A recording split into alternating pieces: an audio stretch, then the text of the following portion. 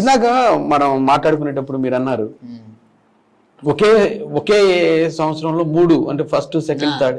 నేను B pharmacy Saint Mary's కాలేజీలో ఇక్కడ సికింద్రాబాద్లో చేస్తున్నప్పుడు కాలేజీకి కొంచెం వెళ్ళలేకనో ఏదో కొన్ని ఇబ్బందుల వల్ల ఓకే నేను ఓసెస్టూన్ అనే ఐస్ క్రీమ్ పార్లర్లో పనిచేసేవాడు. అవును, మన ఇక్కడ టీడీపీ చేస్తుండేవాడిని. చేస్తున్నాడు బీ ఫార్మల్ చేస్తే కూడా ఏముంటుంది పెద్దగా అన్నట్టు ఆ సెన్స్ ఒక మూడ్లో ఉండేవాడిని. అంతకుముందు నేను ఓపెన్ యూనివర్సిటీలో అంబేద్కర్ యూనివర్సిటీలో నేను డిగ్రీ అడ్మిషన్ వేసి పెట్టా. ఎందుకో అప్లికేషన్ వేసారు. ఎందుకంటే ఎంసెట్ 1 year లాస్ అయిపోయిన వాళ్ళందరూ ముందు ఒకటి ఏదో డిగ్రీ లాగా ఉండాలి ఆ టైప్లో ఏదో చెప్తే అడ్మిషన్ వేసి పెట్టా. అది బీ ఫార్మసీ 3rd year. అది 3rd year వరకు వచ్చేసరికి ఒకరోజు ఎందుకు అటు పోయా అంబేద్కర్ యూనివర్సిటీ జూబ్లీ అటు సైడ్ పోయా. పోతే 3rd yearది 3 సంవత్సరాలు ఒకటేసారి ఫీజు కట్టి రాసుకోవచ్చు అని చెప్పేసి చెప్పారు. చెప్తే first year, second year, 3rd year మొత్తం సింగిల్ సిట్టింగ్లో నైట్ కూడా చదివేది, పొద్దుగాలు రాసేది. 3 సంవత్సరాలు ఒకే సంవత్సరంలో పాస్. నేను రేర్ అలా. చాలా గ్రేట్ బ్రో. అంటే చదువు మీద అయితే బాగా గ్రిప్ ఉంది నీకు. గ్రిప్ ఉంది. ఓకే, డిగ్రీ చేయాలి అంటే నువ్వు అనుకున్న డాక్టరేట్ కాదు, దాని తర్వాత బీ ఫార్మసీ కూడా వద్దు అనుకున్నావు. ఆ తర్వాత ఇక ఏదో డిగ్రీ కావాలని, ఏదో ఒకటి సమాజంలో ఉండాలి మినిమం ఏంటంటే డిగ్రీ అని చెప్పుకోవడానికి. బీజెడ్సీ బ్రో, బీజెడ్సీ అంటేనే చాలా సైన్స్ కి సంబంధించి ప్రాక్టికల్ నిజంగా గ్రేట్ బ్రో. ఇలా మెమో మీద కూడా 1 year ఉంటుంది. First year, second year, 3rd year. వా, మధ్యాహ్నం ఒక ఎగ్జామ్ ఉంటే. నేను చాలా తక్కువ విన్నాను సింగిల్ సిట్టింగ్. మీకు ఎవరైనా ఉన్నారా ఇలా చదివి? ఎవరు లేరు, ఎవరు నమ్మలేదు ఫస్ట్ నేను చెప్తే. అంతేనా? ఫస్ట్ ఇయర్ నాకు నమ్మబుద్ధి కావట్లేదు. 3 సంవత్సరాలు ఒకటేసారి కంప్లీట్. అదే నా మెమో ఉంటుంది. ఓహో. ఆ తర్వాత ఇప్పుడు ఈ డిగ్రీ అయిపోయింది, నెక్స్ట్ జాబ్ కోసం ఏమైనా ట్రై చేసావా? చేయలేదు. స్కూల్లో పనిచేసా, బిఎల్ఏసి లైబ్రరీ చేసా, తర్వాత ఎంఎల్ఏసి చేసి వదిలేసిన. నాకు ఇక చదువుతో పెద్దగా ఏదో అనిపించలే నాకు. స్కూల్ టీచర్గా శ్రీ చైతన్య విద్యాలయం అని మా మండల పక్కలో ఒకటి ఉంటుంది, అందులో 1 year పనిచేసా. ఇటువైపు ఐస్ క్రీమ్ పార్లర్లో చేసుకుంటూ డిగ్రీ కంప్లీట్ చేసావు. అవును. తర్వాత ఇక డైరెక్ట్ ఇంటికి వెళ్ళిపోయావా, లేదంటే ఈ సినిమా ప్రయాణం ఏమన్నా మధ్యలో? సినిమా ప్రయాణం అప్పుడే చేసా. ఏది ఈ డిగ్రీ అయిపోయిన తర్వాత? డిగ్రీ కాదు, ఓసిస్టన్ అని అందులో పని చేసుకుంటూ బీ ఫార్మసీ చేసేవాడిని అని చెప్పే కదా. అవునవును. ఆ టైంలోనే నేను తిరిగా. ఒక అతను ఎవరో నాకు అంత గుర్తుకులేదు పేరు, అది ఆ కృష్ణనగర్ గడ్డ మీద కనిపిస్తే ఏదో ఐటమ్ సాంగ్ ఏదో చెప్తే ఏదో రాశా. పోయా, వాళ్ళు రమ్మంటే పోయా. వాళ్ళతో పాటు కదా నాకు కొద్దిగా భయం ఉంటుండే. ఎంత ఉంది అప్పుడు మీ వయసు? అప్పుడు 20+ ఉంటుందేమో మరి, డిగ్రీ అది ఆ టైంలో పోతే నాకు అంతకుముందు రోజు పేపర్లలో చూసా ఈ కిడ్నాప్ బ్యాచ్లు అది ఇది అని చెప్పేసి చూస్తే ఆ ఇంటికి పోయేసరికి అది కొంచెం భయం అనిపించింది. ప్రొడ్యూసర్ వాళ్ళు మాట్లాడుతారు మనల్ని ఏమైనా. సినిమా ఆఫీస్ కాదు అది, అది అదేదో ఊరు అటు సైడ్ పోయా, సికింద్రాబాద్ సైడ్. ఇంటికి తీసుకెళ్లారు. అది పెద్ద ఉంది, కొంచెం భయం అనిపించింది. ఇది కాదు మనల్ని ఏమైనా చేస్తారు ఇట్లా భయపడి వదిలేసి వెళ్ళిపోయా. ఓకే, తిరిగి కొన్ని రోజులు తిరిగి వెళ్ళిపోయాను. ఫస్ట్ అయితే ప్రయత్నించారు, కానీ ఎప్పుడైతే వాళ్ళు ఆ ఇంటికి తీసుకెళ్ళటం అంటే టీ కూడా తాగలే నేను.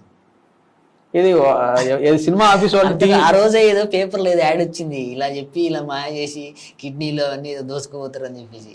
ఓకే, నేను ఒక్కనే కదా, ఒక్కనే పోయినా, ఫ్రెండ్ లేదు, ఎవరు లేరు. టీ కూడా తాగల. అందుకే నా ఇందాక మేము టీ ఇచ్చినా సరే వదిలేశారు. అలా కాదులే, అప్పుడైతే అది, ఇప్పుడు రీజన్ అయితే వేరే. ఓకే, చలో. ఇక అప్పటి నుంచి ఇక అక్కడ నుంచి ఇంటికి వెళ్ళిపోయి ఇంకా స్కూల్లో టీచర్గా జాయిన్ అయిపోయి స్కూల్లో 1 year చేసా. ఆ తర్వాత మా విలేజ్లో వండుకుంటూ నన్ను వద్దంటే వార్డ్ నెంబర్ చేసారు. వార్డ్ నెంబర్ అయ్యా. ఓ, రాజకీయ పాలిటిక్స్ లో కూడా వార్డ్ నెంబర్ అయ్యా. ఒక 1-2 years ఏదో చేసా. మా బావ బత్తల కుర్మయ్య అని ఉంటాడు, అతను బాగా. మరి అసలు ఇప్పుడు రాజకీయం గనక ఒక్కసారి ఎంటర్ అయితే దాని నుంచి బయటికి రాలేరు అని అంటూ ఉంటారు కదా. మనం అయినా సరే దాన్ని ఛేదించుకొని మళ్ళీ ఇట్లా ఇది ఎట్టు ప్రయాణం, ఇది ఎప్పుడు వచ్చింది? తిరుగుతూ ఉన్నా గానీ నాకు ఎప్పుడు మైండ్ లో ఇది కాదు కదా మనం చేసుకునేది. ఎడ్యుకేషన్ ఆగిపోయింది, ఇలా అన్నట్టు ఎప్పుడు ఏదో ఉంటుండే తిరిగేవాడిని. అంటే అప్పుడు పాటలు రాశానన్నావు కదా, పాటలు రాయటం, రివర్స్ లో పాడటం, ఇవి చేస్తా ఉన్నారు. ఆ తర్వాత అసలు మళ్ళీ మళ్ళీ మీ సెకండ్ ఇన్నింగ్స్ ఎప్పటి నుంచి ప్రారంభమైంది ఇక్కడ? సెకండ్ ఇన్నింగ్స్ అంటే అది చాలా అద్భుతమైన సన్నివేశం. వావ్, ఎలా అంటే- అలాంటి అద్భుతాలే మాకు కూడా కావాలి. అవునవును. నేను నువ్వో రాయి నేను శిల్పి అని ఒక పాట చూసా. మ్యూజిక్ డైరెక్టర్ ఇప్పుడు చరణ్ అర్జున్ గారు. ఉన్నారు కదా, చిన్ని చరణ్. ఆ సార్ పాట చూసినప్పుడు అది విన్న తర్వాత ఎందుకో అడిక్ట్ అయిపోయి, ఆయన వాయిస్కు, ఆ పదాలకు, ఆ ట్యూన్కు బాగా అడిక్ట్ అయిపోయి అదే చూస్తున్న తర్వాత ఆకలి అని ఒక పాట వచ్చింది. ఓకే, ఆ పాటకి నేను కామెంట్ పెట్టా, ఆకలి అనే పాట. ఆకలి అనే పాటకి కామెంట్ పెట్టా. ఇన్స్పైర్ అయిపోయి బాగా, మీరు ఎక్కడున్నా మిమ్మల్ని వెతుకుంటూ నేను వచ్చి ఈ కామెంట్ గుర్తు చేసుకుంటాను సార్ అని చెప్పేసి పెట్టా. ఓహో, బేసికల్ గా రైటర్ కాబట్టి కొద్దిగా హార్ట్ టచింగ్ గా పెట్టావు. హార్ట్ టచింగ్ ఆర్దత్ ఉంటుంది కదా, ఆ, ఆ, ఎక్కడున్నా మిమ్మల్ని వెతుకుంటూ వచ్చి మిమ్మల్ని గుర్తు చేస్తా, మిమ్మల్ని ఇది గుర్తు చేస్తా. అది వస్తానో పోతున్నో తెలియదు కానీ కామెంట్ పెట్టేసా నేను. ఆ కలుస్తానో లేదో తెలియదు కానీ తెలియదు నాకు. ఆ రోజు మిమ్మల్ని కలిసిన రోజు మాత్రం ఈ కామెంట్ గురించి నేను మీకు గుర్తు మీ చేస్తాను. పాదాలకు నమస్కరించాలని ఉంది నాకు. అంటే ఆ పాట, పాట నేను మిమ్మల్ని కలిసి మిమ్మల్ని గుర్తు చేసి మీ పాదాలకి నమస్కరించాలి అనుకుంటున్నాను అనేది మెసేజ్ అని కామెంట్ పెట్టా. పెట్టిన తర్వాత చాలా మంది కామెంట్స్ పెడుతూ ఉంటారు, పెద్ద పెద్ద వాళ్ళు, మ్యూజిక్ డైరెక్టర్స్, ఫేమస్ సింగర్ ఆయన, అవునవును లిరికిస్ట్ కూడా అనుకుంటా కదా. అవునవును. అలాంటప్పుడు ఆయన్ని చూస్తారులే కానీ పెద్ద రిప్లై ఉండకపోవచ్చు. అయితే అది వాళ్ళ చరణ్ సార్ వాళ్ళ టీమ్ లో ఎవరు ఉంటారు కదా, ఆయన చుట్టూ 15 మంది ఉంటారు వాళ్ళు. Okay okay. అందులో లండన్ లో ఒక ప్రవీణ్ సార్ అని ఒక అతను ఉంటాడు, అతనికి వెళ్ళి నన్ను చరణ్ సార్ పిలిపించాడు. అచ్చా, లండన్ లో ఆయన మీ కామెంట్ చదివి ఆయనకి చెబితే ఆయన ద్వారా చరణ్ సార్ పిలిపించాడు. ఓహో, పిలిపిస్తే నీ ప్రయాణం లండన్ నుంచి మళ్ళీ హైదరాబాద్కి వచ్చింది. ఓ ఓకే, చలో. అంటే ఈ చరణ్ అర్జున్ గారికి ఆ పాటల ద్వారానే తెలుసా? ఆయన ఇప్పుడు అంతకు ముందు కూడా సినిమాలకు రైటర్ గా చేశారు, మ్యూజిక్స్ చేశారు. తెలియదు నాకు అప్పుడు, తెలియదు నాకు చిన్ని చరణ్ అనే పేరు తెలియదు కదా. ఫస్ట్ చరణ్ అర్జున్ సార్ అనేది తెలుసు. అచ్చా, చిన్ని చరణ్ అనేది ఆ పేరు మీద ఇవన్నీ పాటలు ఉన్నాయి. ఓకే, ఆ చిన్నప్పుడు మీకు ఊహ తెలిసినప్పుడు ఆయన పాటలు ఏదన్నా ఆయన? ఒకటి నేను స్కూల్లో చదువుతున్నప్పుడు ఆయుధం సినిమాలో చరణ్ సార్ ఫస్ట్ పాట అదే. ఆయుధం సినిమాలో చిన్ని చరణ్ అనే పేరు మీద ఫస్ట్ టైం రాశారు ఆయన. ఆ పాట పాడా నేను. ఏ పాట అది? అదే ఇదేమిటమ్మా మాయా మాయా వావ్. అచ్చా, దానికి ఏమన్నా అప్పుడు మీకు అప్పటి నుంచే ఉంది కదా ఈ రివర్స్ లో పాడేది? మాట ఏమిద మాట ఏమిద మాట ఏమిదే యమ్మ కమ్మైదం మీక మాత్రమే మాత్రమే వస్తావా లేదుము గతుమా వస్తాయి ముద్దులే మత్తుగా ఇస్తావా. బ్రో, ఎప్పుడైనా ఆయన రాసిన పాటని ఆయనకి ఎప్పుడైనా ఇలా రివర్స్ లో వినిపించారు? నేను ఎప్పుడు వినిపించలే అంటే ఈ ఇంటర్వ్యూ చూసిన తర్వాత అయితే కనుక నేను ఇప్పుడు ఓపెన్ కాబట్టి ఇప్పుడు నాకు ఎందుకు ఆయన ముందు నా నోరు రాదు. ఇప్పటి వరకు ఓపెన్ గా మాట్లాడు, అంత అంత ఏదో భయం అదేదో చాలా బాగా చాలా ఫ్రెండ్లీగా మాట్లాడతారు కానీ ఎక్కడో మాత్రం ఆయన ఒక చిన్న భయం ఉంటది. 100% నాకు భయం అంతే.